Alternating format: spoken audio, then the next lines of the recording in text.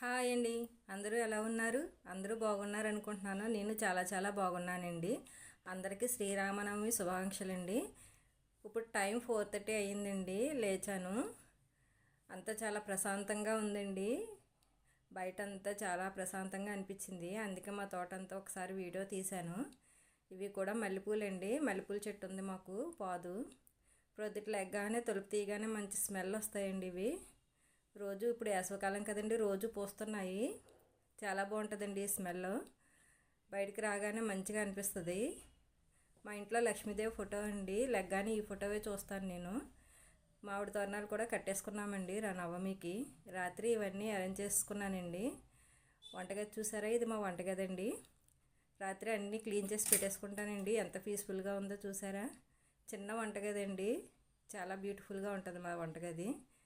మా తోట అండి ఈవేళ చాలా పువ్వులు కాసినాయండి రాముల వారికి. అందుకే తోట కూడా కొంచెం వీడియో తీసానండి. మా తోటలో ఎక్కువగా మందార చెట్లు ఉంటాయండి. 3 రకాల మందార చెట్లు ఎక్కువగా పూసాయండి ఈవేళ. అందుకే వీడియో తీయాలనిపించింది, తీసాను. ఇవన్నీ మా తోటలోనే పువ్వులండి. ఇవన్నీ మాకు దేవుడికి సరిపోతాయండి. ఈ తెల్ల పువ్వులేమో ఈవేళ రాముల వారికి 108 నామాలకి కోసుకున్నానండి. సరిపోయినాయి అలాగా. ఇదేనండి మా తోట. పువ్వులన్నీ కోసుకొని పైకి వెళ్ళిపోయానండి. ఇంకా నేను మార్నింగే మొత్తం ఇల్లంతా క్లీన్ చేసేసుకొని ముగ్గు పెట్టేసుకున్నానండి. ఇంకా అది వీడియో తీయలేదు, లాంగ్ అయిపోద్దని. అందుకే కొంచెమే తీశాను. ఈ పువ్వులన్నీ కోసేసానండి. ఇది మా వాటర్ ఫాల్స్. ఈ శబ్దం వింటే చాలండి, చాలా బాగుంటుంది. ఇంకా పైకి వచ్చాక రాముల వారికి సంబంధించి అన్నీ సర్దుకున్నానండి. పువ్వులు, తులసిమాల, అరటిపళ్ళు, తమలపాకులు, రాముల వారి ఫటం, రాముల వారి కథ చరిత్ర పుస్తకం అండి. ఇవన్నీ ఒక దిక్కున పెట్టేసుకున్నాను. అంటే ముందు ఇవి సర్దేసుకున్నానండి. అన్నీ ఒక దిక్కున పెట్టుకుంటే బాగుంటుంది కదా అని. తర్వాత నేను ఇంకా ప్రసాదాలు రెడీ చేయడం మొదలుపెట్టానండి. రాముల వారికి పెద్ద ప్రసాదాలు ఏమి ఉండవండి. వడపప్పు, సరివిడి, పానకం అంతేనండి. ఈరోజు రామదేవుని పూజ కూడా చేసుకుంటానండి నేను.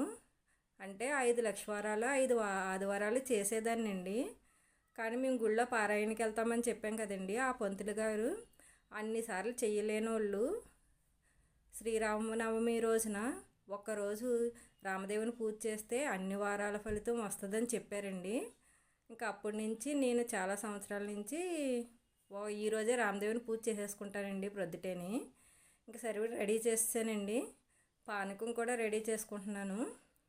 పానకంలో బెల్లమును మిరియాల పొడి వేసి కలుపుతానండి.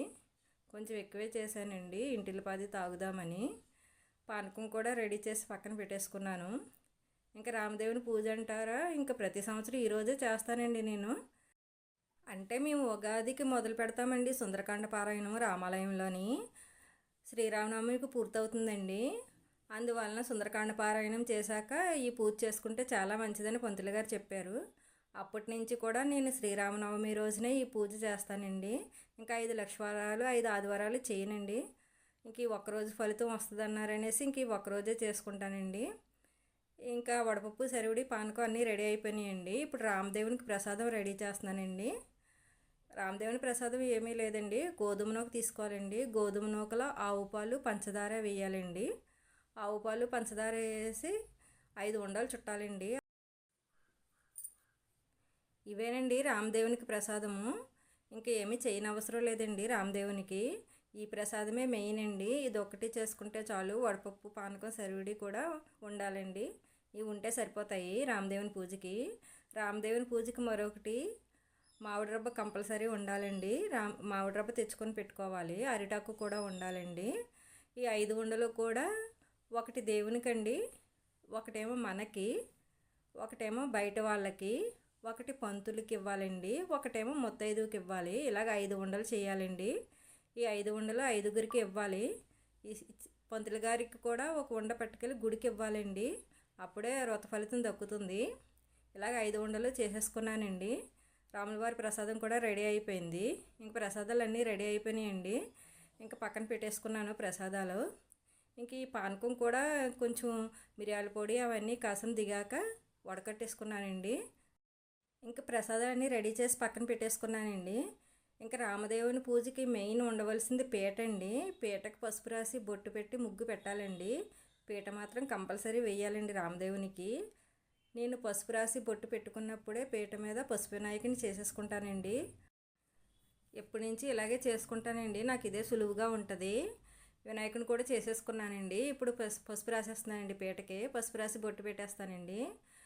ఎప్పుడు పద్మం వేస్తానండి పీట మీద. దేవుడి పీట కదండి, పద్మం వేసి చుట్టూ బొట్లు పెడతానండి.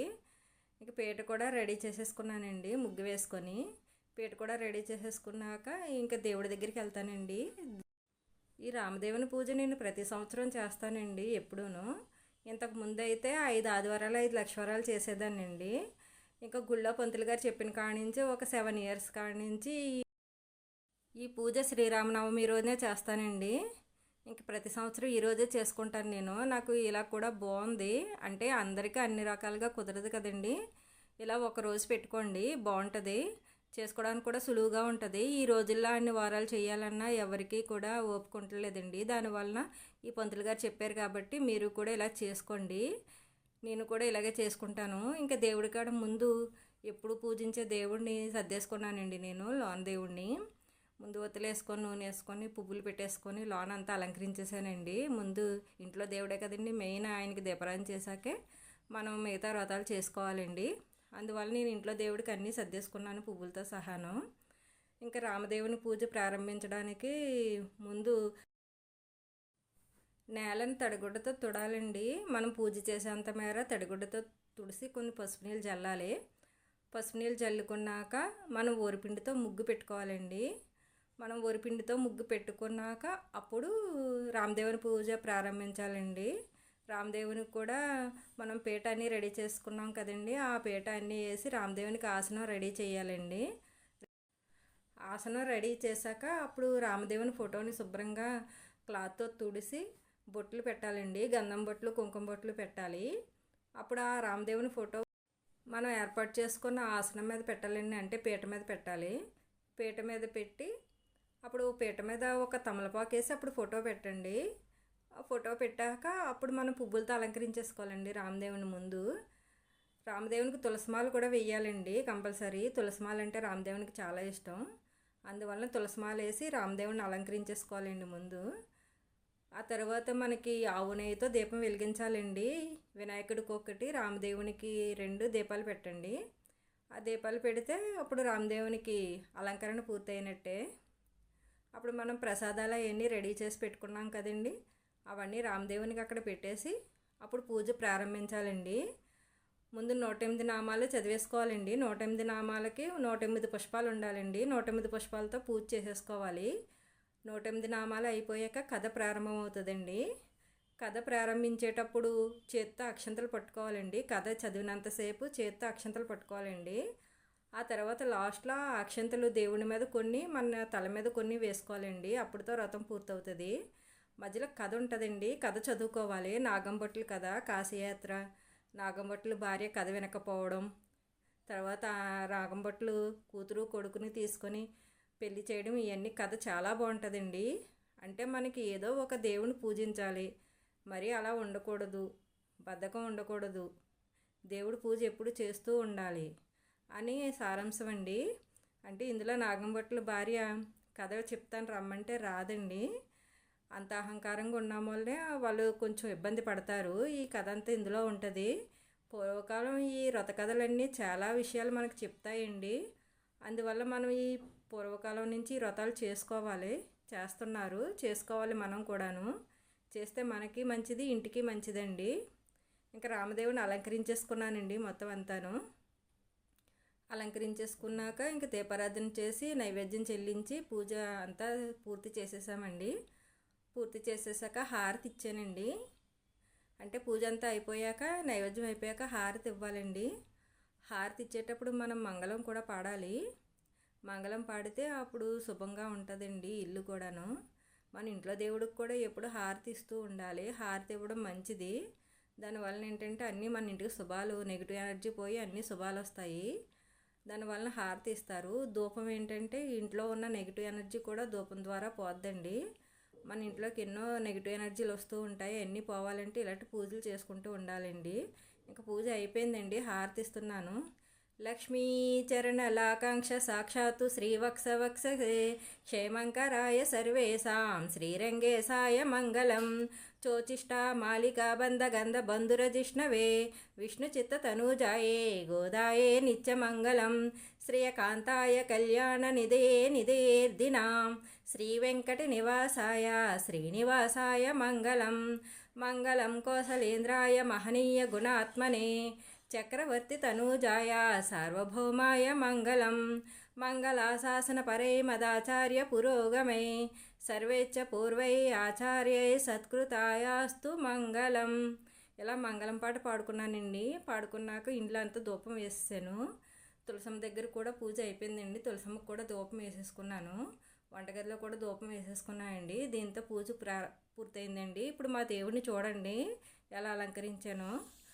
శ్రీరామ రామ రామేతి రమే రామే మనోరమే సహస్రనామ తత్తుల్యం రామనామవరాననే శ్రీరామ రామ రామేతి రమే రామే మనోరమే సహస్రనామ తత్తుల్యం రామనామవరాననే శ్రీరామ రామ రామేతి రమే రామే మనోరమే సహస్రనామ తత్తుల్యం రామనామవరాననే. ఈ శ్లోకం చదివితే విష్ణు సహస్ర పారాయణం చేసినంత ఫలితం వస్తుందండి. ఈరోజు కంపల్సరీ చేయాలండి. తర్వాత నేను గుడికి వెళ్ళానండి. గుడిలో కళ్యాణం చేస్తారు కదండి. ఈవేళ కళ్యాణం చూడడానికి వెళ్ళాను. కళ్యాణం చూసాను. హారతి కూడా ఇచ్చారు భక్తులు గారు. హారతి తీసుకున్నానండి. ఇది రామాలయం కృష్ణాలయం కలిపి ఉంటాడండి. ఒక పక్క రాముల వారు ఉంటారండి. ఇదిగోండి ఈయనే రాముల వారు. ఒక పక్క ఏమో విష్ణుమూర్తి ఉంటాడండి, జనార్దన స్వామి. రెండు కలిపి ఉంటాయండి. మేము ఈ గుళ్ళోనే పారాయణం చేస్తాం, సుందరకాండ పారాయణం. ఇంక ఇంటికి వచ్చేసామండి. ఇంటికి వచ్చేసాక నేను బయట నీటి పాత్ర అలంకరించుకున్నాను. ఈశాన్యమూల ఎప్పుడు నీటితో పెడతానండి. ఇదేమో నేను కొనుక్కున్నానండి మీషోలోని. ఇంక అప్పటి నుంచి ఇందులోనే పెడుతున్నాను. ఇంతేనండి శ్రీరామనవమి పూజా విధానం నేను చేసుకున్నది. మీకు నచ్చితే ఒక లైక్ చేయండి, షేర్ చేయండి, సబ్స్క్రైబ్ చేయండి. మరిన్ని వీడియోలు తీస్తాను. ఈ వీడియో మీకు నచ్చిందే అనుకుంటున్నాను. అందరూ కూడా శ్రీరామనవమి రోజున అంతా శుభంగా పూజ చేసుకోండి. అంతా బాగుంటుంది. ఈ కలికాలంలో పూజ కంపల్సరీ చేసుకోవాలండి. చేసుకుంటేనే మనకి ఇంటికి శుభం జరుగుతుంది. పిల్లలు కూడా బాగుంటారు, చదువుతారు, ఆరోగ్యంగా ఉంటారు. ఇంతేనండి వీడియో. ఇదండి మా అలంకరణ చేసుకున్న ఈశాన్యమూల కుండీ అండి. ఎలా ఉందో కామెంట్ పెట్టండి. బాయ్ అండి.